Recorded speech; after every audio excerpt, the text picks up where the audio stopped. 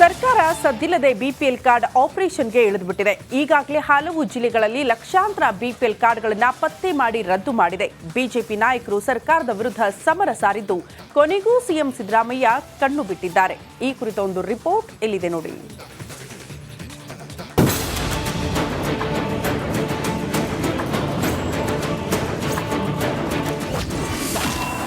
ರಾಜ್ಯದಲ್ಲಿ lakh BPL card ರದ್ದು. ಕೊನೆಗೂ ಕಣ್ಣುಬಿಟ್ಟ ಮುಖ್ಯಮಂತ್ರಿ ಸಿದ್ದು.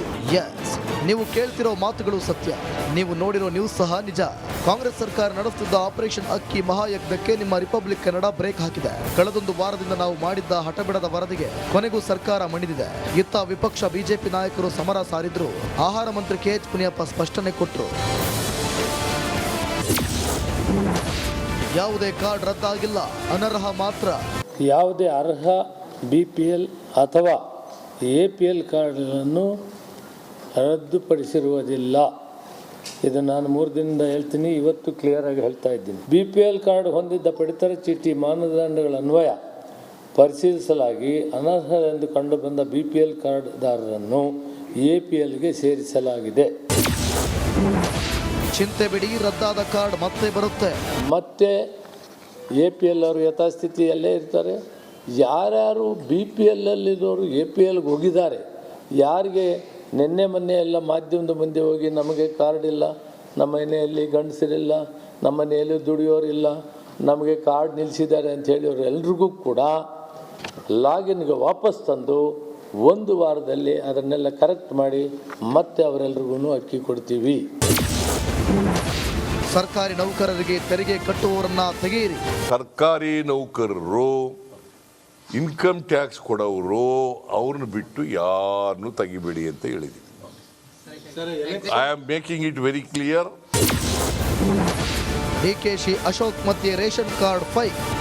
ಸನ್ನಿಧಿಯಲ್ಲಿ ಹೇಳ್ತಾ ಇದ್ದೀನಿ, ಸರ್ಕಾರದ ಪ್ರತಿನಿಧಿಯಾಗಿ ಹೇಳ್ತಾ ಇದ್ದೀನಿ, ಮುಖ್ಯಮಂತ್ರಿ ಉಪಮುಖ್ಯಮಂತ್ರಿಯಾಗಿ ಹೇಳ್ತಾ ಇದ್ದೀನಿ, ಕಾಂಗ್ರೆಸ್ ಪಕ್ಷದ ಅಧ್ಯಕ್ಷ ಹೇಳ್ತಾ ಇದ್ದೀನಿ, ಯಾವ BPL ಅರ್ಹರಿಗೂ ಕೂಡ ಅನ್ಯಾಯ ಆಗಲಿಕ್ಕೆ ನಮ್ಮ ಸರ್ಕಾರ ಮತ್ತು ನಮ್ಮ ಪಕ್ಷ ಬಿಡುವುದಿಲ್ಲ. ಈಗ ಅರ್ಜಿ ಹಾಕುವಂತೀರಾ? ಯಾಕೆ ಅರ್ಜಿ ಹಾಕಬೇಕು? ರದ್ದು ಮಾಡಿದವ್ರು ನೀವು, ಅನ್ಯಾಯ ಮಾಡಿದವ್ರು ನೀವು, ಮೋಸ ಮಾಡಿದವ್ರು ನೀವು. ಅರ್ಜಿ ಯಾಕೆ ಹಾಕಬೇಕು? ಅರ್ಜಿ ಹಾಕೋ ಪ್ರಶ್ನೆನೇ ಇಲ್ಲ. ಅವ್ರಿಗೆಲ್ಲ ಹಂಗೆ ರಿಟೈನ್ ಮಾಡಬೇಕು. ಯಾರ್ದಾನ ನಿಮ್ಗೆ ಡೌಟ್ ಇದ್ರೆ ಅವ್ರಿಗೆ ನೋಟಿಸ್ ಕೊಟ್ಟು ದಾಖಲೆಗಳನ್ನು ತರಿಸ್ಕೊಂಡು ಅವ್ರ ಮನೆ ಬಾಗಿಲಿಗೆ ಬಂದು ಇನ್ಸ್ಪೆಕ್ಷನ್ ಮಾಡಿ ರದ್ದು ಮಾಡಿಬೇಕಾದ್ರೆ ಮಾತ್ರ ಏನು ಸಾಹುಕಾರಗಳು ಕೊಡೋ. ನಿನ್ನ ಯಾರು ಕೇಳಿದ್ರಪ್ಪ ಸಾಹುಕಾರ ಕೊಡು ಅಂತ? ಯಾರನ್ನ ಅರ್ಜಿ ಹಾಕಿದ್ರ ಬಂದು ನಿನ್ಗೆ? ರೇಷನ್ ಕಾರ್ಡ್ ಗೊಂದಲಕ್ಕೆ ನಾನೇ ಹೊಣೆ. 7 ವಾರದೊಳಗೆ ಅದೇ ಐಡಿಯಲ್ಲಿ BPL ಕಾರ್ಡ್ ಕೊಡ್ತೀವಿ ಅಂತ ಮುನಿಯಪ್ಪ ಒಪ್ಪಿಕೊಂಡಿದ್ದಾರೆ. Bureau report, republic Kannada.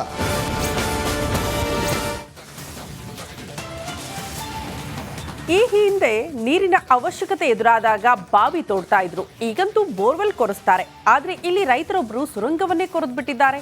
ಭೂಮಿ ತಾಯಿಯ ಮಡಿಲನ್ನ ಹಸಿರಾಗಿಸಿದ್ದಾರೆ. ಈ ಕುರಿತ ಒಂದು ರಿಪೋರ್ಟ್ ಇಲ್ಲಿದೆ ನೋಡಿ.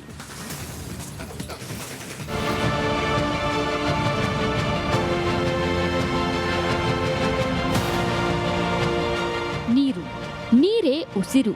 ಮನುಷ್ಯರಿಗೂ ಪ್ರಾಣಿಗಳಿಗೂ ಮರಗಿಡಗಳಿಗೂ ನೀರು ಅತ್ಯವಶ್ಯಕ. ನೀರಿಲ್ಲ ಅಂದ್ರೆ ಬದುಕು ನಡೆಯಲ್ಲ. ಇದೇ ಕಾರಣಕ್ಕೆ ಗಂಗೆಗಾಗಿ ಬಾವಿ, ಕೆರೆ, ಬೋರ್ವೆಲ್ ಕೊರೆಸುತ್ತಿದ್ದಾರೆ. ಆದ್ರೆ ಇಲ್ಲಿ ಜಲಧಾರೆಗಾಗಿ ರೈತರೊಬ್ಬರು ಸುರಂಗವನ್ನೇ ಕೊರೆದಿದ್ದಾರೆ. ಗಂಗೆಗಾಗಿ 8 ಸುರಂಗ ಕೊರೆದ ಅನ್ನದಾತ, ಭೂತಾಯಿ ಮಡಿಲನ್ನ ಹಸಿರಾಗಿಸಿದ ರೈತ. ದಕ್ಷಿಣ ಕನ್ನಡ ಜಿಲ್ಲೆಯಲ್ಲಿ ಆಧುನಿಕ ಭಗೀರಥ.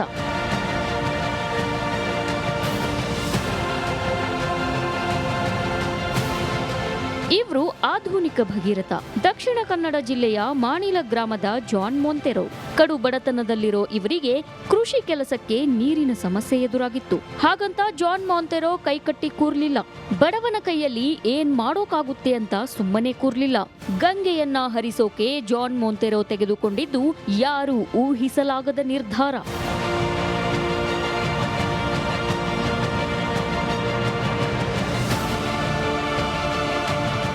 ಕೃಷಿ ಕೆಲಸಕ್ಕೆ ನೀರನ್ನ ಒದಗಿಸಲು ಜಾನ್ ಮೊಂತೆರೋ ಸುರಂಗವನ್ನ ಕೊರೆಯೋಕೆ ಶುರು ಮಾಡಿದ್ರು.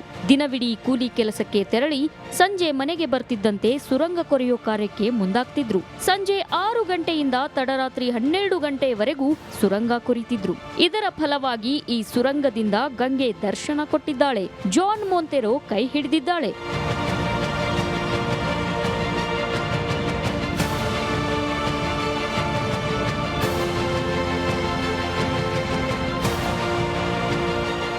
ಗಂಗೆಗಾಗಿ ಈ ಆಧುನಿಕ ಭಗೀರಥ ಒಟ್ಟು 8 ಸುರಂಗವನ್ನ ಕೊರೆದಿದ್ದಾರೆ. 8ರಲ್ಲಿ ಸದ್ಯ 3 ಸುರಂಗದಲ್ಲಿ ಮನೆ ಹಾಗೂ ಕೃಷಿ ಬೇಕಾದಷ್ಟು ನೀರು ಸಿಗ್ತಿದೆ. ಸುರಂಗ ಕೊರೆದು ಗಂಗೆಯನ್ನ ಬೆಳೆಗೆ ಹರಿಸಿ ಸಮೃದ್ಧ ಕೃಷಿ ಮಾಡಿ ಜಾನ್ ಮೊಂತೆರೋ ತುಂಬಾ ಖುಷಿಯಾಗಿದ್ದಾರೆ.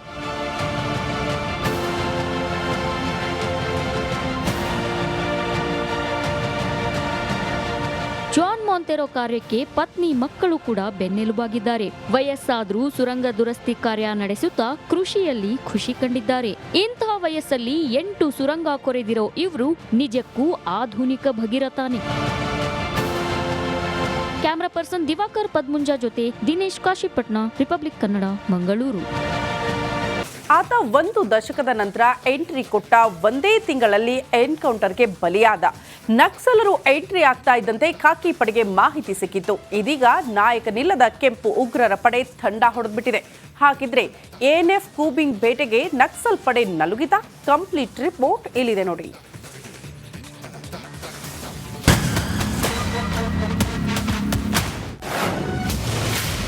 ವಿಕ್ರಮ್ ಗೌಡ ಹತ್ಯೆಗೆ ಬೆಚ್ಚಿ ಬಿದ್ದ ನಕ್ಸಲ್ ಪಡೆ.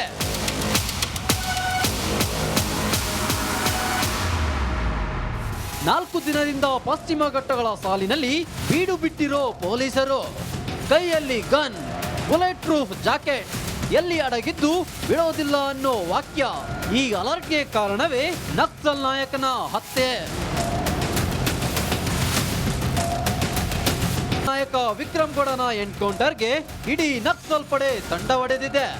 ಈಗ ನಾವಿಕನಿಲ್ಲದ ದೋಣಿ ಅಂತಾಯ್ತು ನಕ್ಸಲ್ ಪಡೆ. ನಕ್ಸಲ್ ಪಡೆಯ ಮುಂದಿನ ನಾಯಕ ಯಾರು ಅಂದ್ರೆ ಯಾರೊಬ್ಬರೂ ಇಲ್ಲ. 2000 ಇಸವಿಯಲ್ಲಿ ಉಡುಪಿ, ಚಿಕ್ಕಮಗಳೂರು, ದಕ್ಷಿಣ ಕನ್ನಡದ ಬೆಳ್ತಂಗಡಿ ಭಾಗ, ಶಿವಮೊಗ್ಗದ ತೀರ್ಥಹಳ್ಳಿ, ಆಗುಂಬೆ ಭಾಗದಲ್ಲಿ ಮೈಸೂರು ಮೂಲದ ಸಾಕೇತ್ ರಾಜನ್ ನೇತೃತ್ವದಲ್ಲಿ ನಕ್ಸಲ್ ಚಟುವಟಿಕೆ ಸದ್ದಿಲ್ಲದೆ ಶುರುವಾಯಿತು.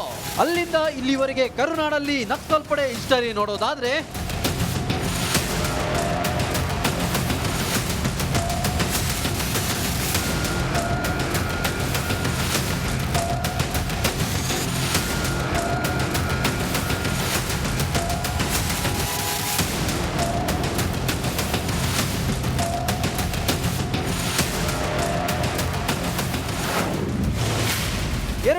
ಇಸವಿಯಲ್ಲಿ ಸಾಕೇತ್ ರಾಜನ್ ನೇತೃತ್ವದಲ್ಲಿ ನಕ್ಸಲ್ ಚಟುವಟಿಕೆ ಆರಂಭವಾಯಿತು. ಆದ್ರೆ 5 ವರ್ಷದಲ್ಲಿ ಸಾಕೇತ್ ರಾಜನ್ ಎನ್ಕೌಂಟರ್ಗೆ ಬಲಿಯಾದ. 1 ದಶಕದ ಹಿಂದೆ ಬಿಜಿ ಕೃಷ್ಣಮೂರ್ತಿ ವಿಕ್ರಮ್ ಗೌಡ ನೇತೃತ್ವ ವಹಿಸಿಕೊಂಡ್ರು. ಪಶ್ಚಿಮ ಘಟ್ಟಗಳಲ್ಲಿ ಬೆಂಬಲ ಸಿಗದೆ ಕೇರಳದತ್ತ ಮುಖ ಮಾಡಿದ್ರು. ಅಲ್ಲಿ ಹೈ ಅಲರ್ಟ್ ಇದ್ದು ಎಎನ್ಎಫ್ ಪಡೆ ನಿತ್ಯ ಕೂಪಿಂಗ್ ನಡೆಸ್ತಿದ್ರು. ಬಿಜಿ ಕೃಷ್ಣಮೂರ್ತಿ ಶರಣಾಗತಿಯಾದ್ರು. 1 ದಶಕದ ನಂತರ ವಿಕ್ರಮ್ ಗೌಡ, ಮುಂಡುಗಾರು ಲತಾ, ಜಯಣ್ಣ, ವನಜಾಕ್ಷಿ, ಸುಂದ್ರಿ ಸೇರಿ ಎಲ್ಲರೂ ಕರ್ನಾಟಕಕ್ಕೆ ವಾಪಸ್ಸಾದ್ರು. ಇನ್ನೇನು ಸಂಘಟನೆ ಮಾಡಬೇಕು ಅಂದಾಗ ವಿಕ್ರಮ್ ಗೌಡ ಎನ್ಕೌಂಟರ್ಗೆ ಬಲಿಯಾದ.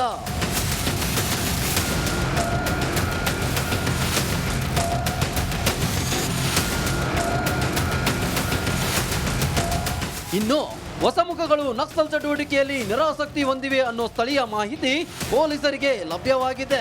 ಕಡೆಗುಂದಿಯಲ್ಲಿ ಮುಂಡಗಾರು ಲತಾ ಟೀಮ್ ಭೇಟಿ ಕೊಡ್ತಿದ್ದಂತೆ ಪೊಲೀಸರಿಗೆ ಮಾಹಿತಿ ಸಿಕ್ಕಿದೆ. ಎವ್ರಿಯಾ ಯು ಬೆಸ್ಟ್ ಎಕ್ಸಾಂಪಲ್.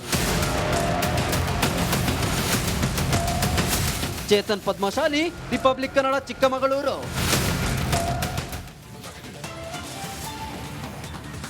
ನಕ್ಸಲ್ ನಾಯಕ ವಿಕ್ರಮ್ ಗೌಡ ಎನ್ಕೌಂಟರ್ ಆಗ್ತಾ ಇದ್ದಂತೆ ಕೊಡಗು ಜಿಲ್ಲೆಯಲ್ಲೂ ಎಎನ್ಎಫ್ ಹಾಗೂ ಪೊಲೀಸರು ಅಲರ್ಟ್ ಆಗಿಬಿಟ್ಟಿದ್ದಾರೆ.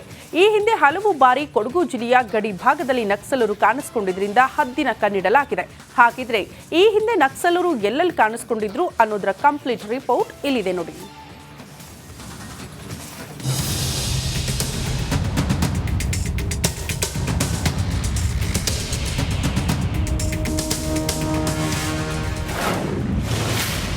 ನಕ್ಸಲ್ ನಾಯಕ ವಿಕ್ರಮ್ ಗೌಡ ಎನ್ಕೌಂಟರ್. ಕೊಡಗು ಜಿಲ್ಲೆಯಲ್ಲೂ ಪೊಲೀಸರು ಹೈ ಅಲರ್ಟ್.